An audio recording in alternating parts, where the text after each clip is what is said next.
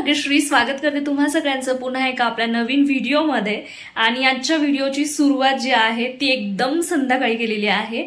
आता संध्याकाळचे 7 वाजलेत आणि सकाळी मला व्हिडिओ शूट करायचा होता, पण असं झालं की खूप जास्त कामं पडलेली होती। मग म्हटलं आपण आधी ना सगळी कामं आवरून घेऊयात आणि नंतर ना व्हिडिओ शूट करायला घेऊयात, कारण मला उद्या व्हिडिओ टाकायचाच आहे। जसं की मी तुम्हाला बोललेच 2 दिवसापूर्वी की आता आपले रेग्युलर व्हिडिओज येतील। सो जसं बोललीये तसं ट्राय करण्याचं म्हणजे बघतीये मी की माझ्याकडनं झालंच पाहिजे।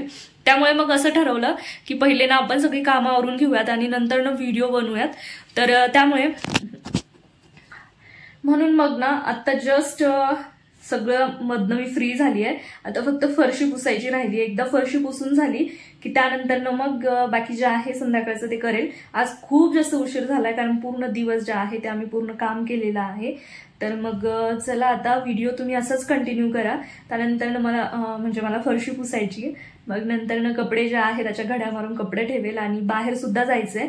बाहेर 1-2-3 कामं आहे, भाजी वगैरे पण आणायची आणि अजून 1-2 कामं आहेत। सो आणि असंही ठरवलंय की गणपती बघून येऊयात। तरी बघू आता जर जाणं झालं गणपती बघण्यासाठी तर आता जाऊ किंवा मग उद्या वगैरे जाऊन येऊयात। तर ननंदबाईला सुद्धा गणपती घ्यायचाय, मग म्हटलं चला आपण सोबतच घेऊयात। तर चला तुम्ही असाच ब्लॉग कंटिन्यू करा। चॅनलवर नवीन असाल तर चॅनलला नक्की सबस्क्राईब करा। त्याचबरोबर जर तुम्हाला माझे व्हिडिओज आवडत असतील तर व्हिडिओला नक्की लाईक कमेंट शेअर करा। आणि इकडे रॅक जे आहे ते अजून तसंच आहे, बाकी सर्व सामान सेट केलंय, फक्त रॅक राहिलंय आणि किचन मधली थोडीशी भांडी राहिली लावायची। तर आता म्हटलं रॅक लावूयात, आज झाले तर आज किंवा मग उद्या वगैरे लावता येईल। रॅक लावण्यासाठी ना खरंच वेळच नाही मिळाला आज। तर चला मग आता सध्या बेडरूम मध्येच ठेवलेलं हे रॅक। तर चला असंच ब्लॉग कंटिन्यू करा। पूर्ण घरामध्ये झाडू मारून झाल्याच्या नंतर ना मला आठवलं की आपल्याला फॅन क्लीन करायचा आहे आणि मग नंतर ना मला थोडंसं टेन्शन आलं, म्हटलं पुन्हा धूळ पडणार वगैरे। मग ही जी ट्रिक आहे ना ती मी करत असते नेहमीच, आजच नाही, गेले 2-3 महिन्यापासून मी हे ट्राय करतेय। मी एक याचा व्हिडिओ बघितला होता की आपलं उशीचं जे कव्हर असतं ते अशा प्रकारे पातांना लावायचं आणि त्यानंतर ना मग जागीच ओढून घ्यायचं, म्हणजे जी फॅनची धूळ असते, जी जाळं असतं ते खाली पडत नाही आणि फरशी खराब होत नाही आपली। सो अशा प्रकारे हे आमचं फॅनचं क्लिनिंग चालू असतं प्रत्येक वेळेला जेव्हा करायचं। आणि फॅनचं क्लिनिंगचं काम जे आहे ना ते विजयकडेच असतं, कारण मी काही करत नाही। त्यानंतर मग फरशी पुसायला घेतली आणि असंच म्हणजे एखादी गोष्ट आपण नवीन घेतली घरामध्ये, कुठलीही असू द्या, पण ती गोष्ट नवीन असली की आपल्याला असं वाटतं ना आपण कधी यूज करणार किंवा मग कसं काय वगैरे, त्याची एक्साइटमेंट जी असते ना तीच एक्साइटमेंट माझ्यामध्ये होती। 2 दिवस झाले, 2 दिवसापासून मॉप आलेला घरी, पण मी काही फरशीच पुसली नाही 2 दिवसात, कारण फरशी पुसण्यासाठी ना जागाच खूप कमी होती आणि एकदम पसारा पांगलेला। मग म्हटलं सगळं आवरून घेऊयात आणि छान अशी स्वच्छ फरशी पुसून घेऊयात। तर इकडे मॉप जो आहे अशा प्रकारे यूज करायचा। इकडे जे फुल पाणी दिसतंय तुम्हाला ते मी पाणी आणि लिक्विड मिक्स करून ठेवलेलं। दुसऱ्या साईडने आपण जो मॉप आहे तो ड्राय करतो, तर तिकडनं ना जे पाणी रिन्स होतंय ना ते पाणी जमा होतंय। तर असं करून हा मॉप आहे, खूप इझिली आहे यूज करण्यासाठी आणि खरंच मस्त आहे, मला तर खूप जास्त आवडलं। तुम्हाला खरंच घ्यायचा असेल किंवा घ्यावासा वाटत असेल ना तर नक्की घ्या, तुम्ही डोळे बंद करून घेऊ शकता। हा मॉप खरंच खूप बेस्ट आहे। काल माझी फ्रेंड सुद्धा मला विचारत होती की मॉप कसा आहे, छान आहे का असं तसं, आणि तिने ना एक 4-5 दिवसा अगोदरच एक मॉप घेतलाय। सो ती बोलली अरे यार मला माहिती नव्हतं हा मॉप आहे म्हणून, नाहीतर मी हाच घेतला असं, उगाच तो घेतला असं तसं म्हणत होती। जर तुम्ही वर्षाला ओळखत असाल तर, म्हणजे माझ्या व्हिडिओजमध्ये बघितलं असेल तुम्ही, तर सो ती मला हे सगळं बोलत होती। काल ती आली होती घरी, मग ती मला म्हणे मी घ्यायला पाहिजे होता असं तसं, म्हटलं जाऊ दे आता नेक्स्ट टाइम घे बोलले। तर इकडे ना आता फरशी पुसून घेतेय एकदम संध्याकाळच्या वेळेला, कारण पूर्ण दिवस जो आहे तो कामात गेलाय, तरी पण अजून थोडासा पसारा राहिलाच लावायचा। म्हटलं चला असू दे आता जेवढं होईल तेवढं, एकदम लोड घेतलेला पण चांगला नाहीये। तर इकडे ना पाऊसच चालू होता कालपासून, तर कालची जी कपडे होती ना ती अजून सुकलीच नव्हती, थोडीशी सुकली, जी एकदम म्हणजे कॉटनची वगैरे आहे ती सुकली आहे, बाकी जीन्स वगैरे ज्या आहेत त्या सुकल्याच नाहीयेत।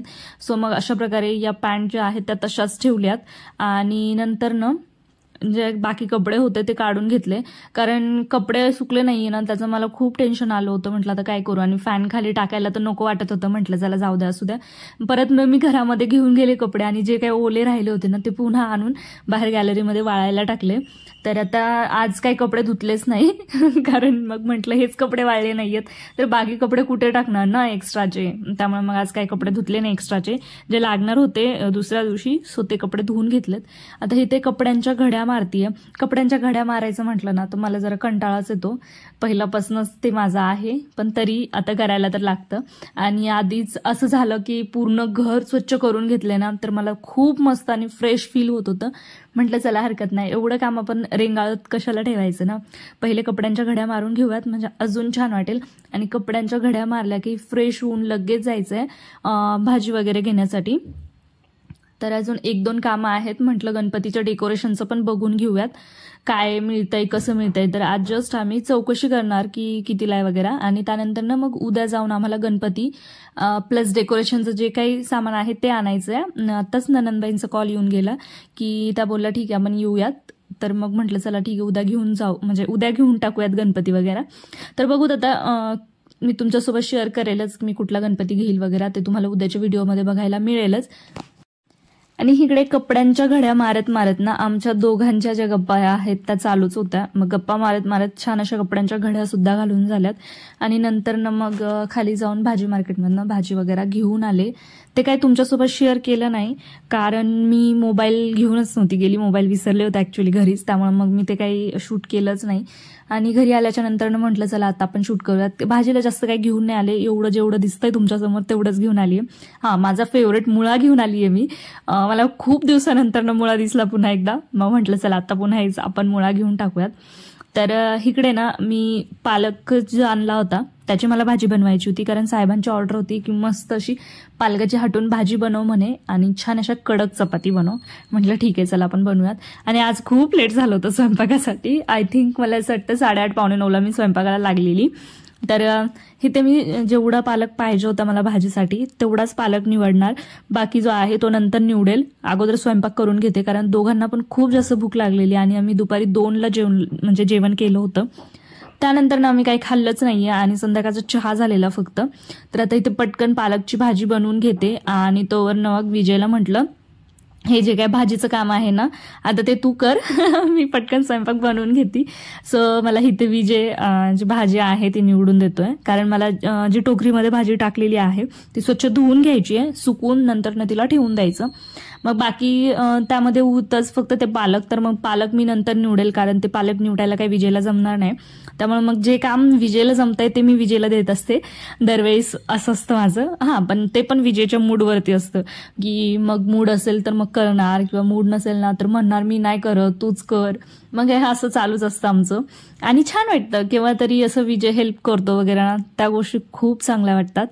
तर चला हरकत नाही, हे काय सगळ्यांच्याच घरी असतं मला असं वाटतं की नवरा बायकोला मदत करतोच. आणि माझ्याकडे पण होतं कधी कधी तसं, कधी कधी नाही होत, म्हणजे मूडवरतीच डिपेंड आहे सगळं. तर इकडे मी दोडके आणलेले आहेत ज्याची रेसिपी ना मी आत्ताच शिकली आहे माझ्या सासूबाईंकडनं, जेव्हा मी गावी होते तेव्हा. तर त्या ज्या प्रकारची भाजी बनवतात ना ती खरंच खूप मस्त आणि टेस्टी लागते. मी ती भाजी ना नेक्स्ट ब्लॉगमध्ये तुमच्यासोबत शेअर करेल. तर चला आता इकडे पालकच्या भाजीची रेसिपी शेअर करते एकदम शॉर्टकटमध्ये. तर इथे मिरची आणि लसूण जो आहे तो मिक्सरला वाटून घेतलाय. मी थोडीशी लाल मिरची सुद्धा यामध्ये ऍड केलेली, कारण जी लाल मिरची म्हणजे हिरवी मिरची आणतो आपण त्यानंतर ना ती लगेच लाल पडते, मग ती फेकून देण्यापेक्षा ती यूज करून घेतलेली बरी. त्यानंतर ना कच्चे शेंगदाणे घेतले थोडेसे आणि ते सुद्धा जाडसर असे वाटून घेतले त्या मिरचीमध्येच. पालक स्वच्छ धुवून घेतला आणि इथे जसा म्हणजे कमी जास्त आकारामध्ये जसा पाहिजे तसा बारीक कट करून घेतला. पालक काही जास्त घेतला नाहीये कारण दोघांची भाजी जास्त काही नसते आणि त्यामध्ये आपण बेसन वगैरे ऍड करणार, त्यामुळे मग थोडासाच पालक घेतला. स्वच्छ धुवून त्याला मस्त असं कट करून उकळत ठेवलंय, थोडंसं मीठ टाकून छान असं शिजवून घ्यायचं पालक. आपल्याला पाणी जेवढं हवंय भाजीमध्ये तेवढं पाणी तुम्ही ऍड करू शकता. नंतर ना गॅस बंद करायचा, थोडीशी भाजी थंड होऊ द्यायची आणि त्यानंतर मग आपण जे वाटण वाटलं होतं ना ते वाटण टाकायचं. वाटण टाकून त्याला थोडंसं मिक्स करायचं आणि आपल्याला हे गॅस बंद करूनच ही प्रोसेस करायची पूर्ण. नंतर ना 1 ते 1.25 चमचा बेसन यामध्ये ऍड करायचं. बेसन तुम्ही तुमच्या भाजीच्या क्वांटिटीनुसार बघू शकता की आपल्याला किती भाजी करायची, आणि बेसन टाकल्याच्या नंतरनं भाजी घट्ट होते.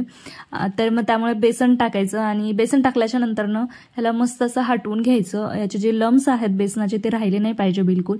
आता इकडे मी गॅस सुद्धा चालू म्हणजे करून दिलाय. त्यानंतरनं मग आता याला छान अशी उकळी येऊ द्यायची आपल्या भाजीला, आणि उकळी आल्याच्या नंतरनं आपल्याला गॅस बंद करून झाकण ठेवून भाजी साईडला ठेवून द्यायची आहे. आपल्याला छान अशी शिजवून घ्यायची आहे भाजी. खरं तर जे बेसन असतं ते कच्चं लागलं नाही पाहिजे आपल्याला खातावी, त्यामुळे भाजी छान शिजवून घ्यायची. आता भाजीचं पातेलं मी उतरवून ठेवलं साईडला.